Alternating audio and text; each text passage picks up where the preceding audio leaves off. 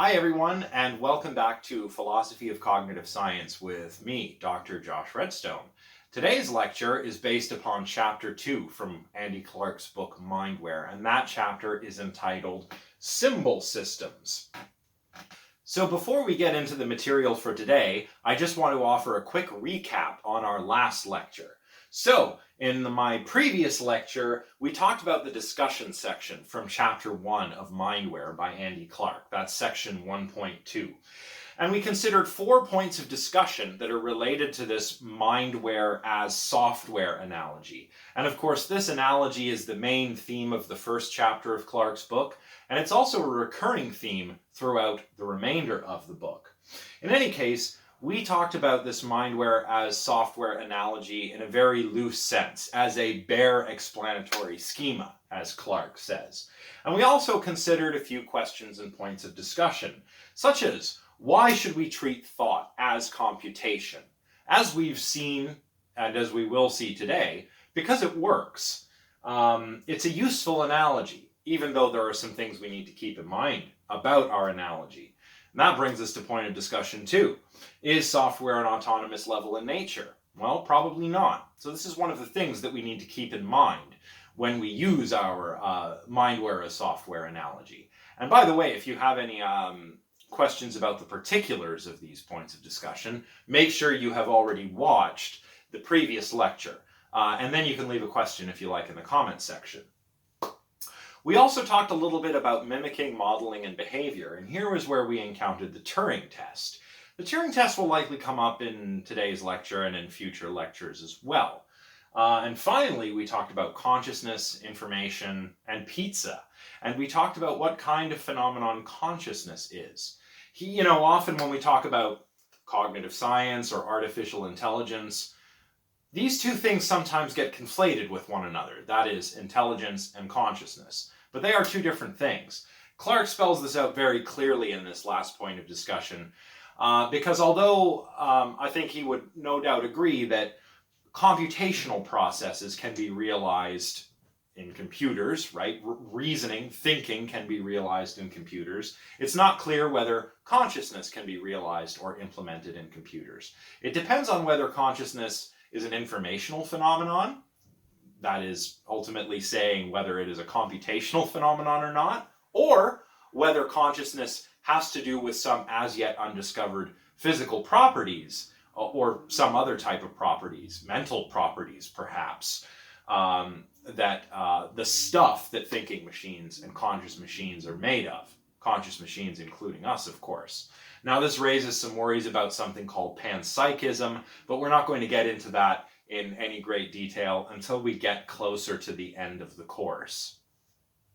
So that is it for the recap. And again, if you haven't seen the previous lecture, you will want to watch that one before you watch this lecture.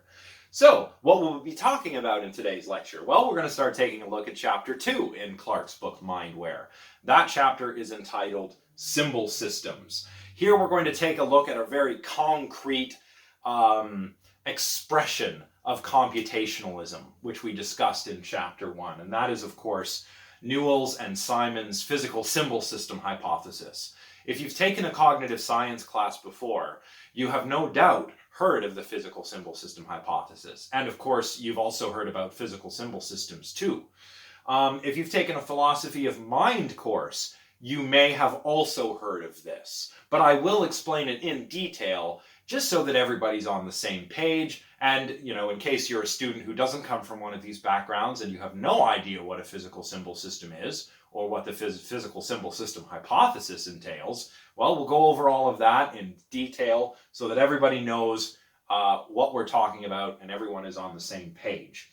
And then we'll just kind of dip our toes into the discussion section of Chapter 2. We will cover most of this on Thursday's lecture. But for today, I thought I would talk just a little bit about John Searle's Chinese room thought experiment, because it pertains to everything I'm going to talk about today, subsequent to the discussion section. And of course, it also pertains to some of the things I discussed in my previous 2 lectures. So, that is the plan for today. Why don't we get started? Characteristic number 1. Symbols are physical patterns. So what does this mean, physical patterns? Well, the symbols that we use to represent information, that's what the symbols are for, by the way. They represent information. And the symbols are always physical. It's some physical medium that we use to represent that information. Think of a Turing machine again. We have an infinite tape with cells on the tape, and into the tape are typed symbols. Now, these symbols could be ones and zeros, perhaps, but they are physical patterns on the tape. A 0 looks like a 0, and a 1 looks like a 1, perhaps. And to get back to what I was saying earlier, if the brain is a symbol system, well, perhaps symbols are implemented via the firing patterns of neurons. That's another possibility. Probably the best way to understand this is to think of the circuits inside of a digital computer. Circuits are basically like little switches. They can be on or they can be off. And whether the circuit is on or off represents a value, like true or false. If a circuit is on, we could say that it represents true. If it's off, we could say that that represents false. And we could further represent these values by ones and zeros. So all those ones and zeros in binary code really just tell the computer which circuits need to be on and off in order for information to flow through the system. So that is characteristic number one. Symbols are physical patterns. They might be symbols on a Turing machine tape. They might be circuits in a computer turning off and on. Or they might be neurons firing in the brain. The point is, it's some kind of physical pattern that's used to represent information. Characteristic number two, symbols can be combined to form complex symbol structures or expressions. Now, these expressions are like words, where our symbols are like letters. So we can use our symbols to build more complicated symbol structures. Sentences in a formal language, like sentences in predicate calculus, for example. If you think of these symbols as being letters, then the complex symbol structures are words and whole sentences, or what we call expressions. Characteristic number three. The physical symbol system contains processes for manipulating complex symbol structures, and these are called rules. Now, think back to last week's lectures and our discussion of Alan Turing's work. These rules are usually algorithmic, a sort of definite and circumscribed procedure for doing something. And characteristic number four, the processes for generating and transforming symbol structures, the rules or algorithms, can themselves be represented by symbols and symbol structures within the system. That means that not only do my symbols represent information, the rules that govern how the system works can be represented in those same symbols and symbol structures.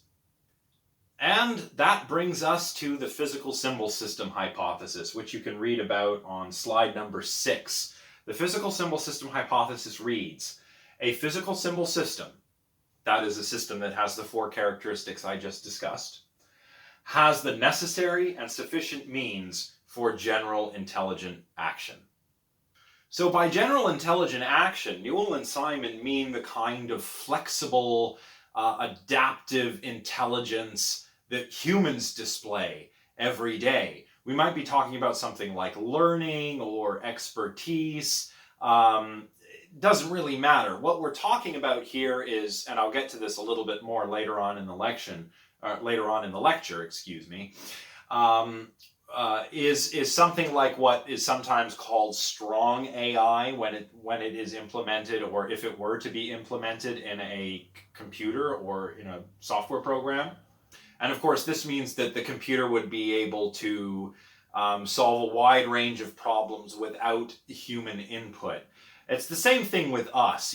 Think of a reasonably intelligent adult human can learn to solve a wide variety of problems in their life, during day-to-day life. They don't have to be some kind of scientist or something, all of us do this all the time, right? And this is what Newell and Simon mean by general intelligent action. Now, this core claim of the physical symbol system hypothesis, that is that a physical symbol system has the necessary and sufficient means for general intelligent action, actually disguises a number of different claims, and all of them are pretty strong. So let's take a look at the two claims that you may have already started to zero in on here, the necessity claim and the sufficiency claim. Basically, the necessity claim is that nothing can be intelligent, display general intelligent action, unless it is a physical symbol system. So that's the necessity claim. The sufficiency claim is that any suitably programmed physical symbol system will count as intelligent or be sufficient for intelligence. Suitably programmed here depends, of course, on what we want it to do, but it means that in principle there's no barrier to building a physical symbol system as rich and complicated as the human mind is. It just has to be suitably programmed. So in principle it's possible. So that's the necessity claim and the sufficiency claim.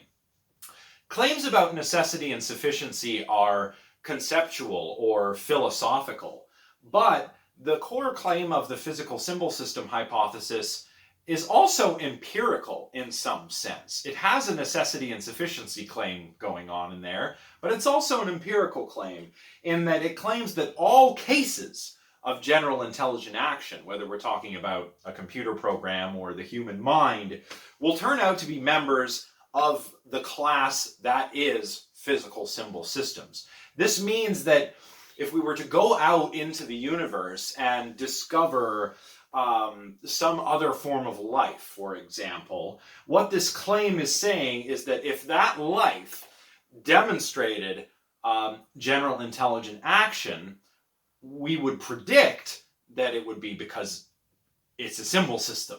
The alien minds are physical symbol systems, like how Jerry Fodor imagined that the human mind is a physical symbol system.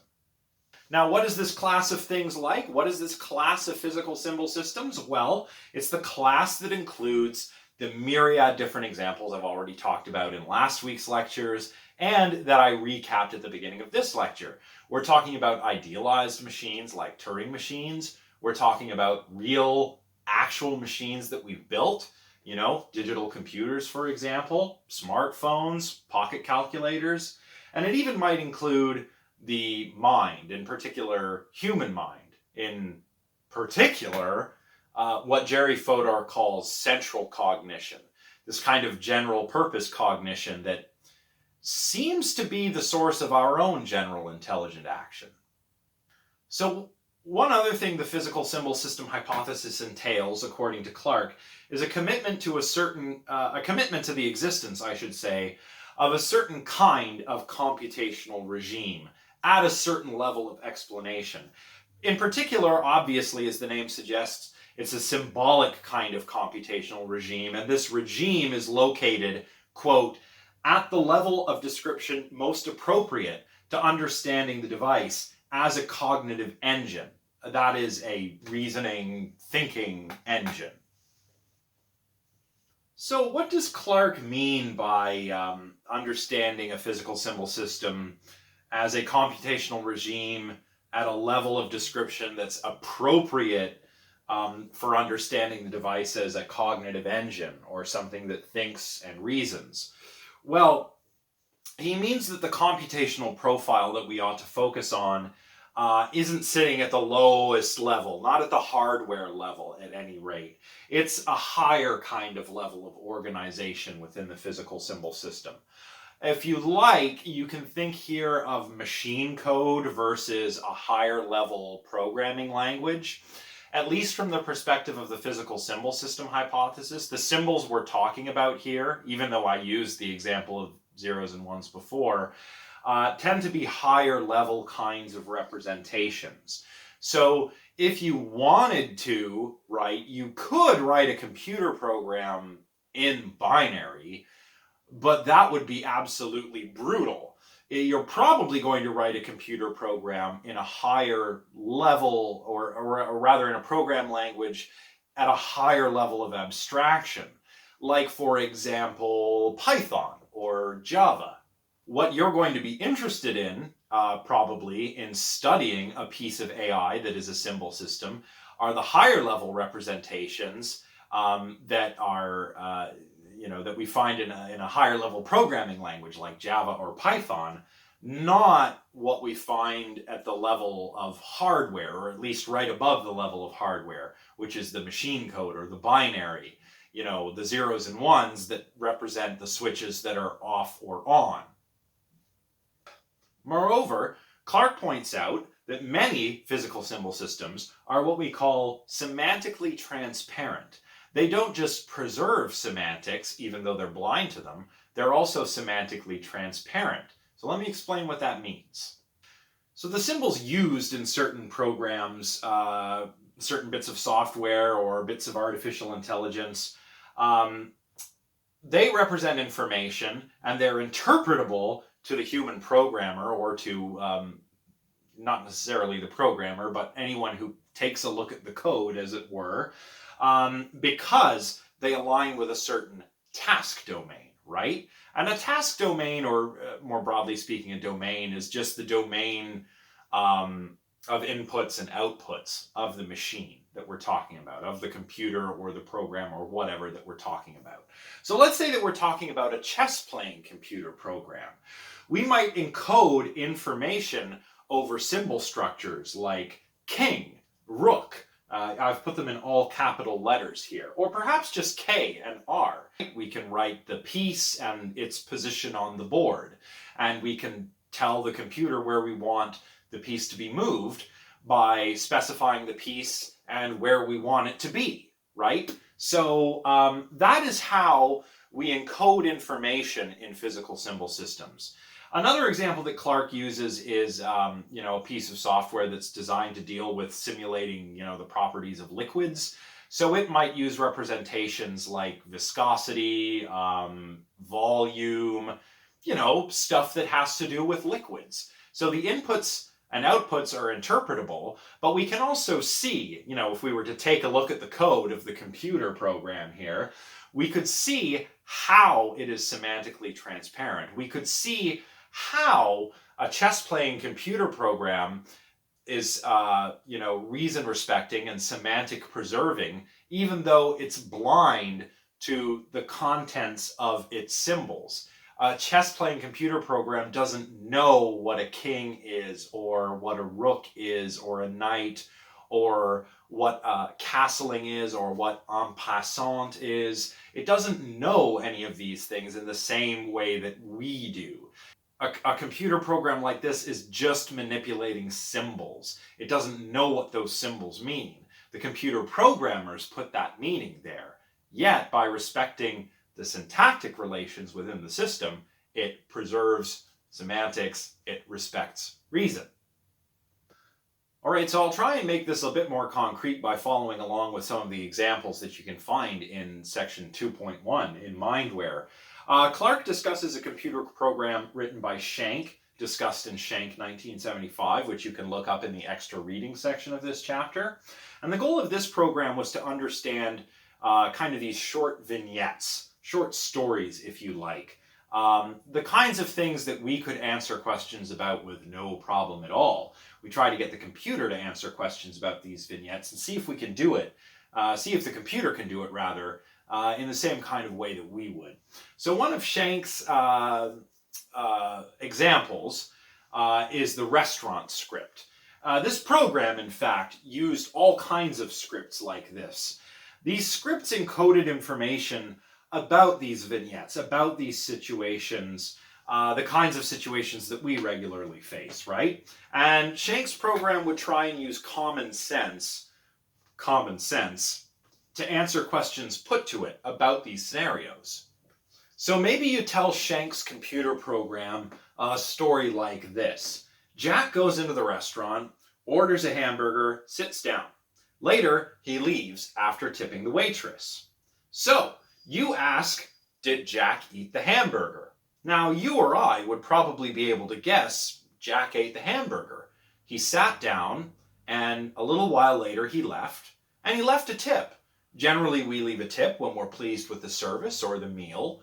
So even though we're not explicitly told that Jack ate the hamburger, we can infer, again, using this kind of vague notion of common sense, based on the context and everything that we know about restaurants and tipping, that Jack ate his hamburger.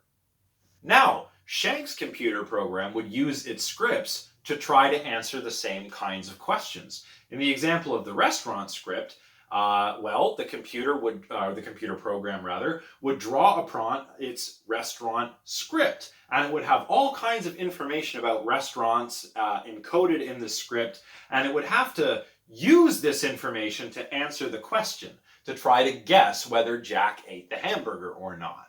Now, what were these scripts like? Well, you can see a bit of an example in box 2.1 from chapter 2, where we have the restaurant script. You can read about this, of course, in chapter 2. I've drawn the material on these slides, that is slide 10, pretty much directly from Shank's original paper, so my wording might be a little different than Clark's. But in any case, we have our restaurant script here. I'll put it up here somewhere. And we have certain roles that are specified in the script. We have customer, waiter, chef, cashier. We have reasons why the agents are doing what they're doing. In this case, Jack going to the restaurant. He wants to increase pleasure and decrease hunger. By eating a hamburger, he'll certainly accomplish those things. So Jack goes into the restaurant, and we have this whole vignette described in a series of scenes. I only have the first two scenes here, but you can get an idea of what's going on here. We've got scene 1, entering, where Jack comes into the restaurant. Here it says self into the restaurant. That's because, the computer is, I guess, putting itself in Jack's shoes, if you like. And these different symbols here, these strings of capital letters like P-trans, attend, M-trans, M-build, these specify things that are happening in the computer program. So just consulting Mindware in box 2.1, which is on page 32, you can read what some of these symbols actually signify. P-trans stands for the change of location of an object. So we can see self into restaurant. The person, the computer, Jack, whoever, is going into the restaurant. So the little P-trans thing marks that out in the computer program. A-trans signifies the transfer of a relationship. So A-trans in scene 2, receive menu. The waiter comes over and gives the menu to you. A-trans receive menu is just Shank's way of representing that, or Shank's computer program's way of representing that within its scripts. So Shank's program has a number of different scripts for dealing with a number of different scenarios. The restaurant script happens to be the textbook example, but there are other examples that you can read about if you like. And again, if you're curious about this kind of thing, you should check out the further reading section at the end of the chapters in Mindware. There's some really good stuff there. But the point of all of this is to say that all of this information is represented symbolically. In this case, we have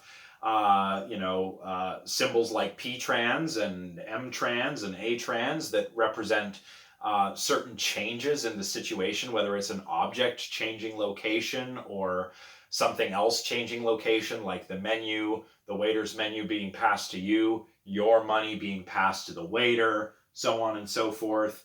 All of this is represented symbolically in Shank's program. And Shank's program is able to answer questions by drawing on these scripts of the same kind that we would be able to answer using common sense. Now, I know I haven't really said too much about what I mean by common sense, nor even how common sense, air quotes, is being realized in here, in such computer programs as this. But basically, what we're talking about here is a kind of attempt at getting at general problem solving or general intelligent behavior. The kind of thing that Newell and Simon were interested in, right? Getting computers to cope with the same wide array of problems and tasks that humans cope with on a daily basis, like going to restaurants and eating hamburgers. So earlier I mentioned that SOAR and similar systems to SOAR are attempts to achieve what is called artificial general intelligence. Now there's a couple things I want you to keep in mind here following Clark.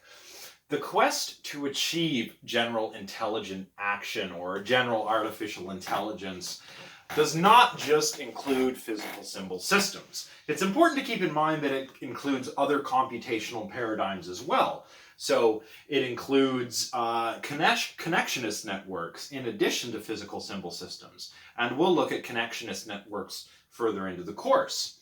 It looks at, or it includes hierarchical probabilistic computation. And it also includes dynamic systems. So we're not just talking about physical symbol systems here, or rather, physical symbol systems are probably not the only way to achieve artificial general intelligence. I also want you to keep in mind that what Clark has in mind and what I have in mind and most thinkers have in mind when we talk about artificial general intelligence is something like strong AI. So you may have heard this distinction between strong and weak AI before.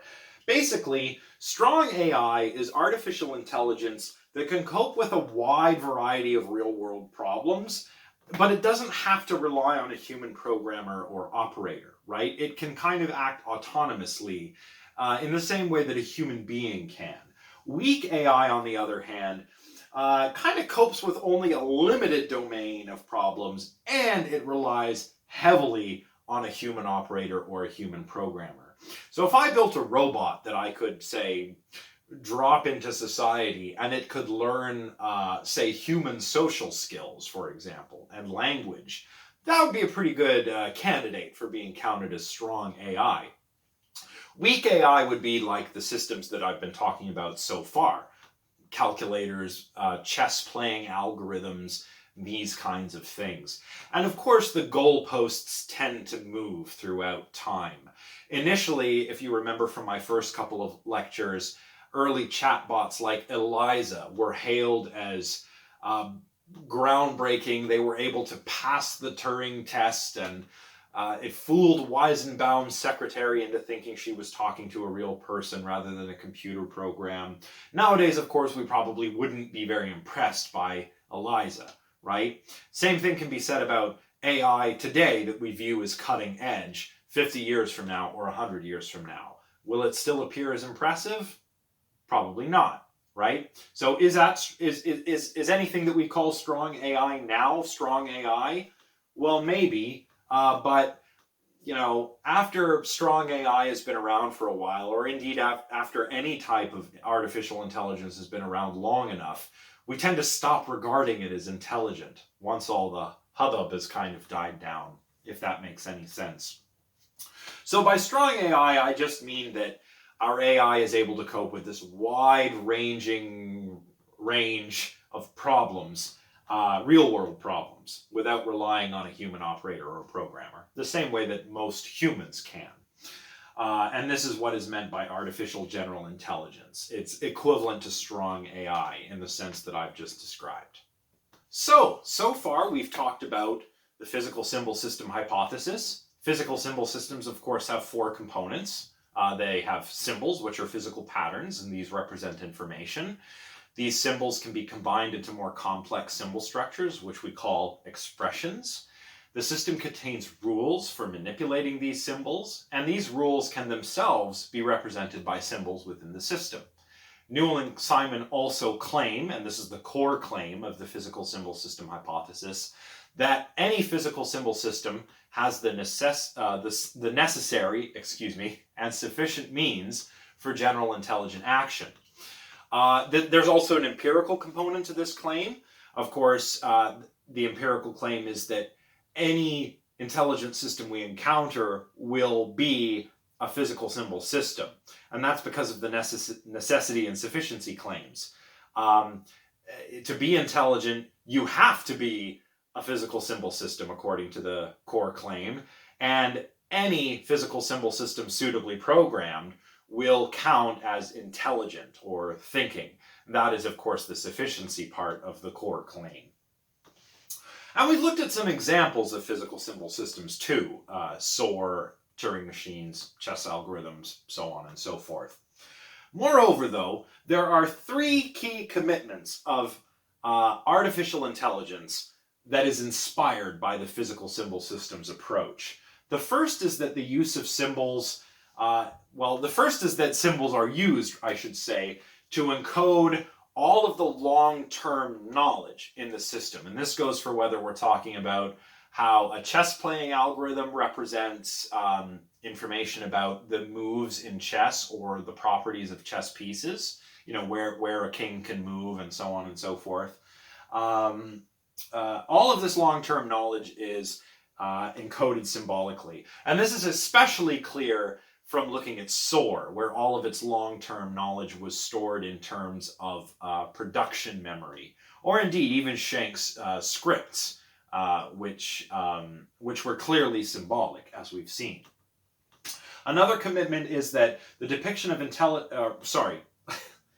Another commitment is this depiction of intelligence as navigating, that is, successfully searching through a problem space. And I talked about what a problem space is a little while ago. Intelligence is basically amounting to navigating through, that is, successfully searching and finding a path through the problem space from your initial state to a goal state. The final commitment is that intelligence resides close to the level of deliberative thought. This also serves as a kind of motivation for building these kinds of systems, right? We want to build systems that access and use the same kind of information that a human being might use when she consciously reasons through a problem. And that is why we call this the quest for general intelligent action, or the quest for strong AI, or artificial general intelligence. We mean that whatever system we're building, we mean for it to be intelligent in a similar way to the way that we're intelligent. So, on the physical symbol system paradigm, again, I'm using paradigm loosely, the core of intelligence is symbolic encoding of memory, navigating a problem space, using search, transforming symbol structures until a solution is found. That is, you've navigated through all the states from your initial state to the goal state. And if this is right, then the mind is a computer in exactly the sense that Clarke has already described in Chapter 1. It's a computer in pretty much exactly the same sense that early theorists like Turing imagined that Turing machines were computers. The mind is a computer in exactly the sense that philosophers like Jerry Fodor and Zenon Polishin argue. You know, it's a symbol manipulating machine. It's a syntactic engine that respects reason and preserves semantics, even though the engine is blind to semantics. And all of this seems to work. These are semantically transparent systems, after all, right? So we can take a look at the code. We can take a look at how they work. Whether it's Shank's restaurant program, SOAR, a Turing machine, a chess-playing computer program, we can look through and see how they work and see how they respect and preserve semantics and reason despite operating only on syntactic properties. So what could possibly be wrong with all of this? So now, at last, we come to John Searle's Chinese room thought experiment. Now, I'm not going to discuss this in its entirety today, but I thought it would be fun to kind of leave off on this idea, because it's a fun one. And I want you to think about it before you watch the next lecture, where we'll talk more about it, as well as the other points of discussion in Chapter 2.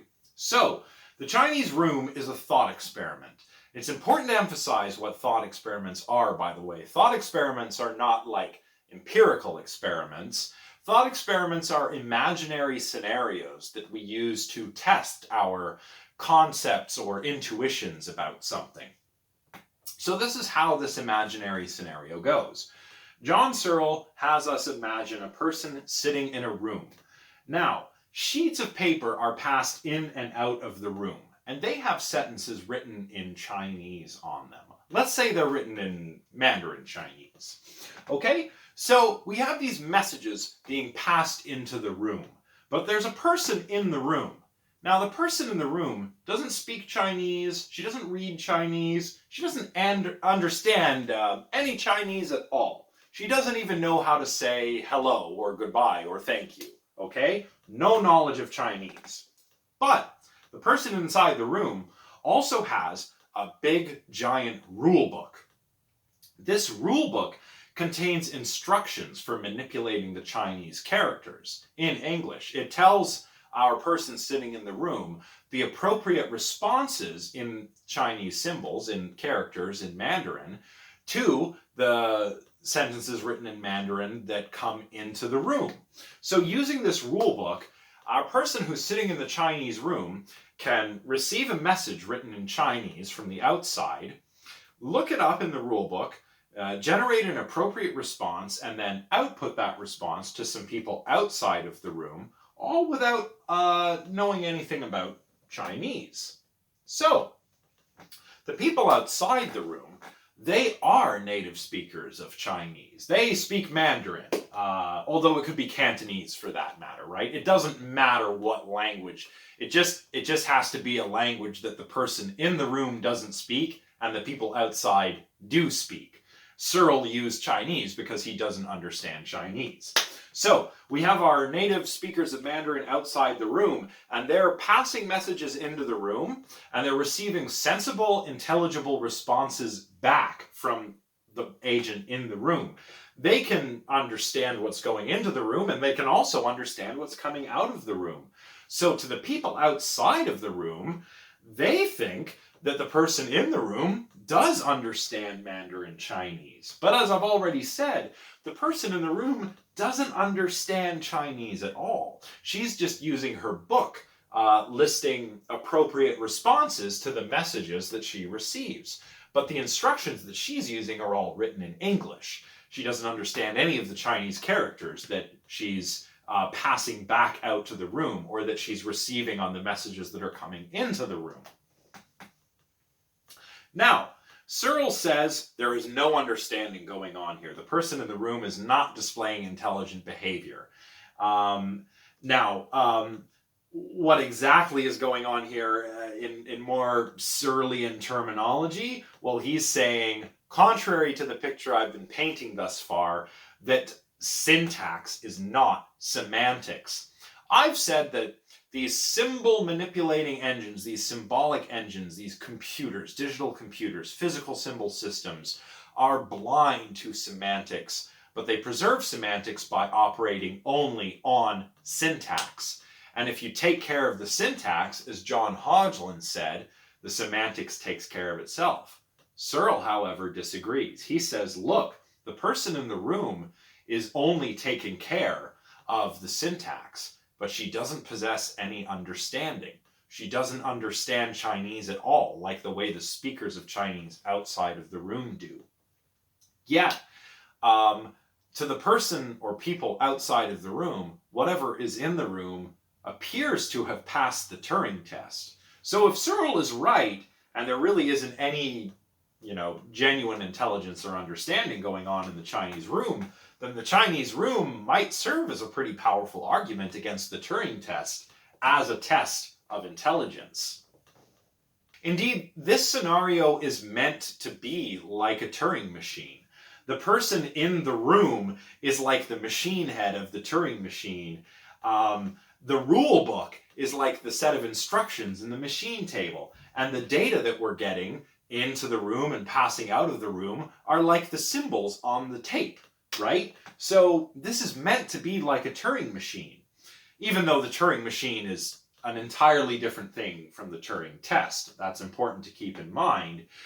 If Searle is right, we can't say that Turing machines or any other kind of symbolic computer really is displaying intelligence or understanding.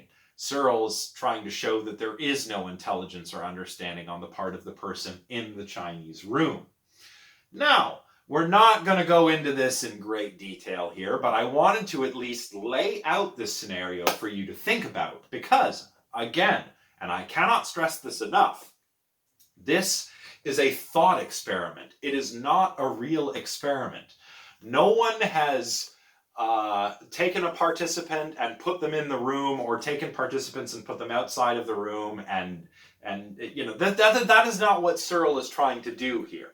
Although if you'd like a nice concrete illustration of this experiment, you can watch the link I've included on slide number 18 and in the description for this video lecture, where as part of a documentary called In Search of AI that was done for the BBC a few years ago, they actually construct a Chinese room and have someone who doesn't speak Chinese in the room with a rule book, and they have native speakers of Chinese outside of the room, and they actually do the Chinese room experiment. But I just want you to know that this is only done for illustrative purposes. This is not an empirical experiment that we actually do. This is a thought experiment that is designed to test our intuitions and our concepts. In this case, our concepts and intuitions about intelligence, about thinking, about behavior.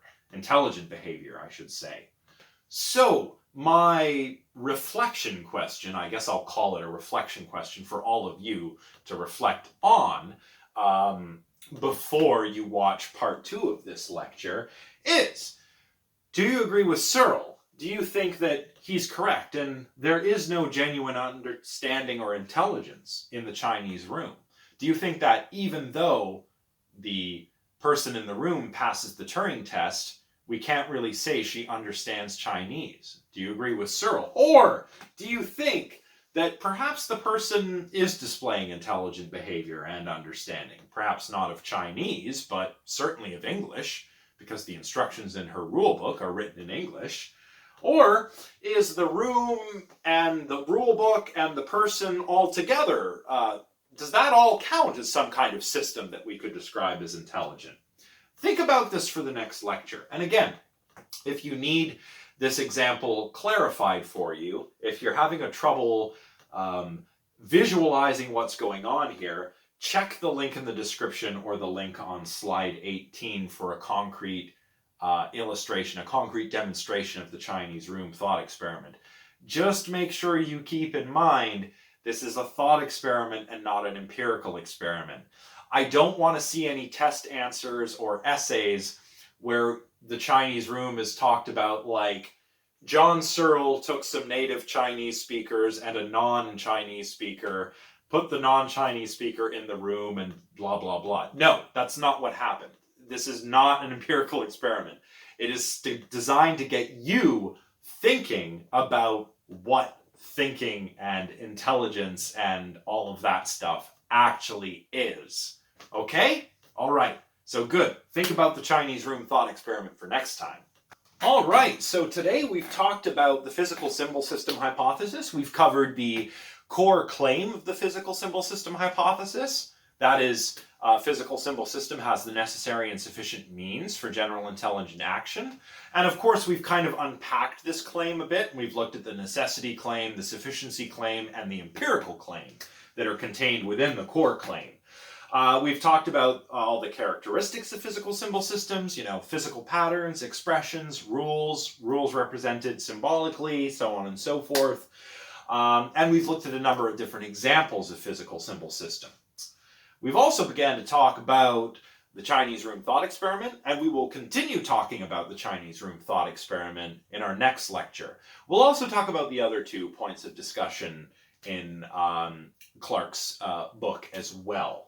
So, let's see. That's it. That is all for today. Next time we'll discuss 2.2a through 2.2c, and that will round out chapter 2. Chapter 2 is a bit of a short chapter, but I have tried to expand on some of these points. Some of what I've included in my overhead slides for this lecture is not discussed in this chapter of the textbook. So do make sure you follow along using the slides when you're perhaps reading the book or whatever, if you haven't read the chapter yet.